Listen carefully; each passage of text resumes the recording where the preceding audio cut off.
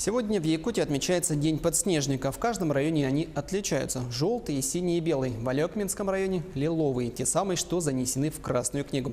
Ученики 2 класса решили провести акцию «Сбереги подснежник». Репортаж Елены Фаст. И мы хотим, чтобы вы не срывали.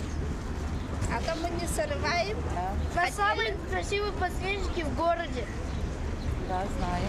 Лиловые. Очень красивые. Да, Они занесены в Красную книгу.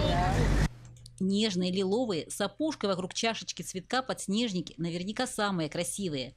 В этом году их много, иногда настоящие лиловые полянки, но именно этот цветок занесен в Красную книгу. Маленькие школьники решили помочь сохранить этот уникальный цветок и вместе с учителем организовали акцию. Своими листовками дети провозглашают, призывают, наверное, все наше население города обратиться к нашему подснежнику, который считается по Якутии, да и, наверное, по всей России самым красивым, так как он имеет нежно-лиловый цвет. Такого цвета очень мало.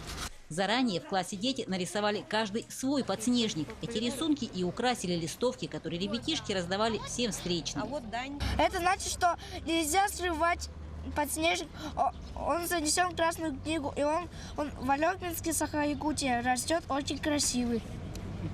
А ты сам срываешь подснежники? Не, никогда. Они красивые, тебе нравятся? Да, красивые.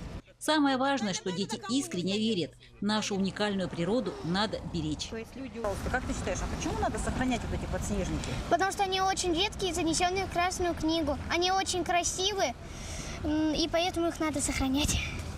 Их срывают многие люди для того, чтобы подарить своим мамам, дочкам и остальным. Но лучше не надо, да? Да. Лучше другие цветы. Елена Фаст, Максим Копылов, Алекминск.